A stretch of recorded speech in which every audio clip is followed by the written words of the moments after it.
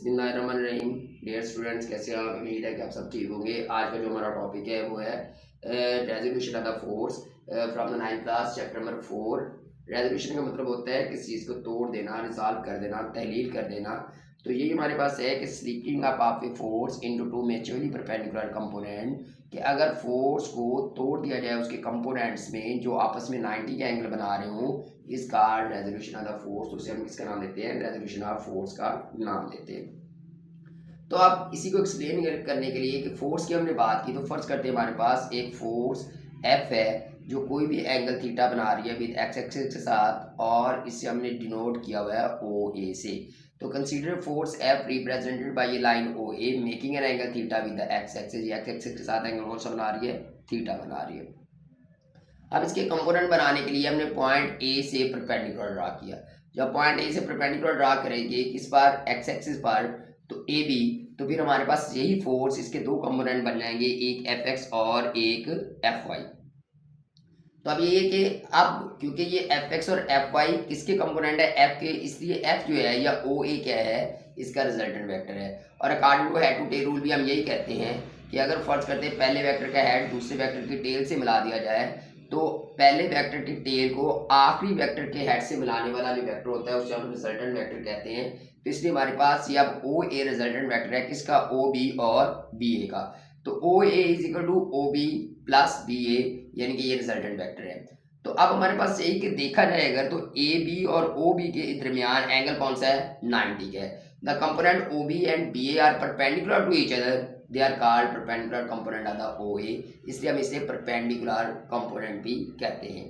अब अगर देखा जाए तो देखिए ओ बी जो है वो अलोंग एक्स एक्सिस है। ओ बी क्या है? अलोंग एक्स एक्सिस है, इसलिए इसे हमने एफ एक्स से डिनोट किया।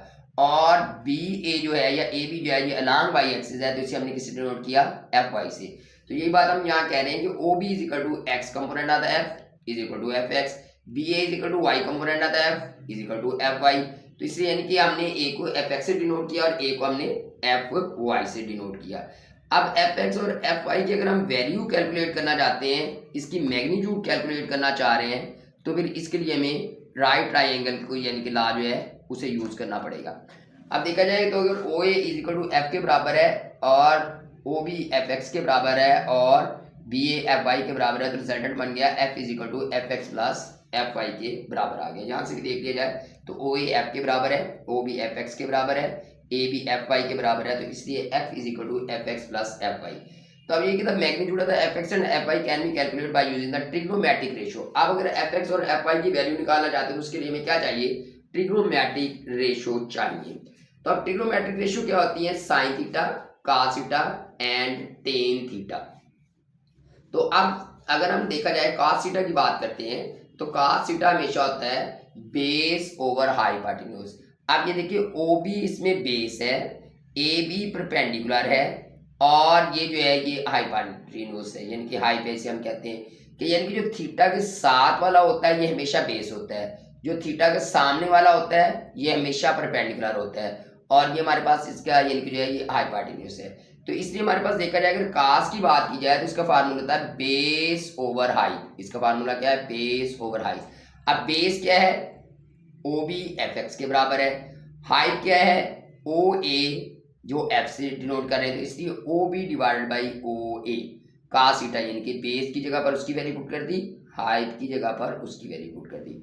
अब देखा जाए तो ओ बी एफ एक्स के इक्वल है, तो ओ बी की एफ एक्स के इक्वल है।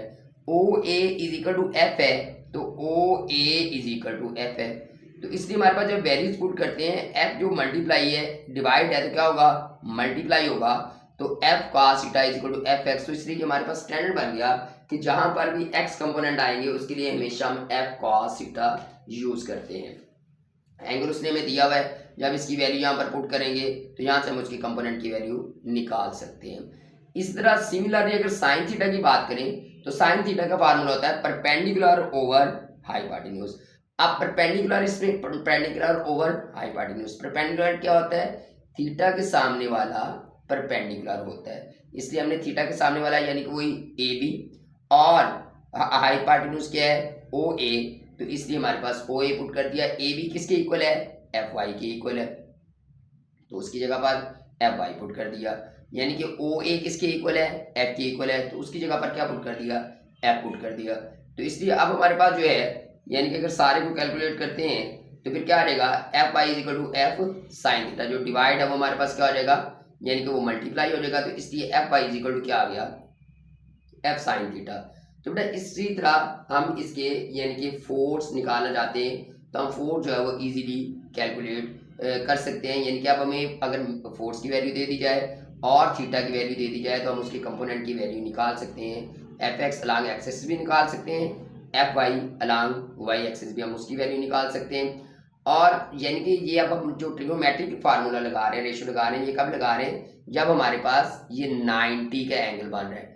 यानी कि जब राइट ट्राइंगल होगी तो फिर हम इस तरह ये फार्मूला लगा के इसे कैलकुलेट करते हैं। अगर राइट ट्राइंगल नहीं है तो फिर हम ये फार्मूला नहीं लगाते, फिर और फार्मूले चेंज हो जाते हैं। तो लेकिन ये जो कंडीशन है ये हमारे पास किसके लिए, राइट ट्राइंगल के लिए होती है।